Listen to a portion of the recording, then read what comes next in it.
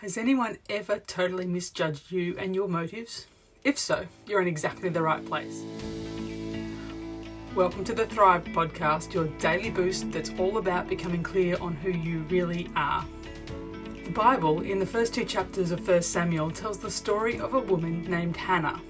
Now, Hannah was married to a man named Elkanah, who was married to another woman named Peninnah.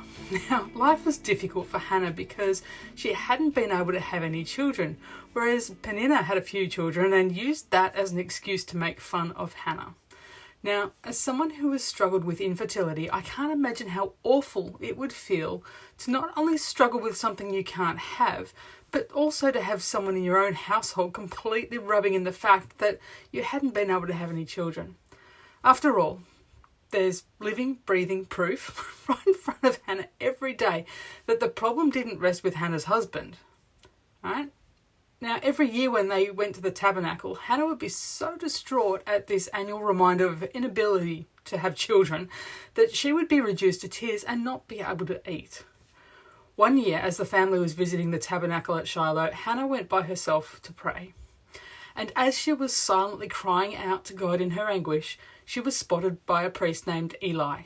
This is where the story takes an unexpected turn because Eli jumped to the conclusion that Hannah was drunk. He went over to her and he said, "Must you come here drunk?" before demanding she throw away her wine. Now, just imagine the same story unfolding in a modern church in 2021. A woman who has been struggling with infertility for years comes into the church and finds herself pouring her heart out to God. She's been mocked by her friends who keep implying there must be something wrong with her because her husband has children from a previous relationship. But despite trying every option and wanting children more than anything else on earth, it still hasn't happened. She's crying so hard that she's barely whispering when the senior pastor wanders over to her, assumes she's drunk, and demands she hand over her alcohol. How do you think you would respond if your senior pastor wrongly accused you of evil in the middle of your greatest expression of pain before God? It wouldn't be much of a leap to accuse him of being an insensitive jerk and walking straight back out that door of the church, never to return.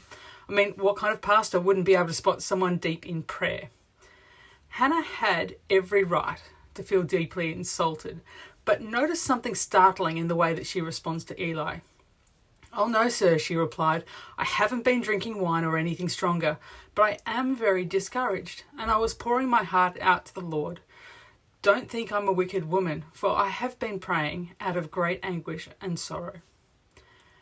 Hannah's response was respectful and honouring, despite the fact that Eli's behaviour was offensive and insulting. Then, perhaps in response to the honour that Hannah had extended to him, Eli's manner completely changed, and he blessed her. Then, Hannah, continuing in an attitude of honour, thanked Eli and left the encounter changed, evidenced by her beginning to eat again and no longer being sad. Then the Lord remembered Hannah's request, right? And she later gave birth to a son. Verse 7 of Romans chapter 13 says we are to give respect and honour to those who are in authority. When we look at things from a worldly perspective, it's easy to think that the reason we're told to honour authority is to keep the chain of command structure intact, right? And to benefit the leader, or to make it easier for the leader to keep everything under control. But what if the reason that God prompts us to honour the authority figures in our lives is for our sake and not for theirs? When Hannah chose to respond out of honour for the position that Eli held, rather than in response to any offence that she was feeling because of his accusation, instead of receiving an argument, she received the blessing of a priest, which, in turn, resulted in her receiving the blessing of a child. Eli's countenance had changed in the space of Hannah's initial response. So let me ask you, who was it who received the greatest benefit of the honour that Hannah showed towards Eli? The problem with how we usually repay poor treatment from superiors is that we respond from a position of offence. But the real way to position ourselves for God's blessings is to choose to honour the authority figures in our lives. By all accounts, Eli was a rather dodgy priest. He had certainly raised sons who the Bible calls scoundrels, who had no respect for the Lord or their duties as priests.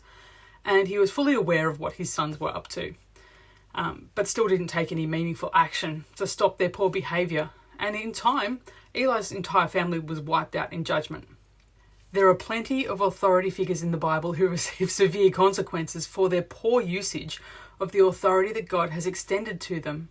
And you could certainly make the argument that Eli the man wasn't doing much that deserved respect. But that's not what honour is about. It's about honouring the person because of the position of relative authority that they hold, in recognition that the authority they carry originated from God himself.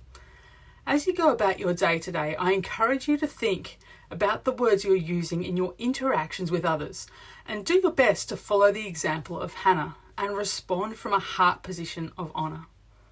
If that's something you want to know more about, then make sure you subscribe and get notifications for when new Thrive episodes are released. Also, if you have a friend who might benefit from this message, make sure you share this with them. And if you're here watching because somebody shared this with you and you got something out of being here, then make sure you message them. Take the opportunity to message them and say thanks before you watch the next message. Blue skies.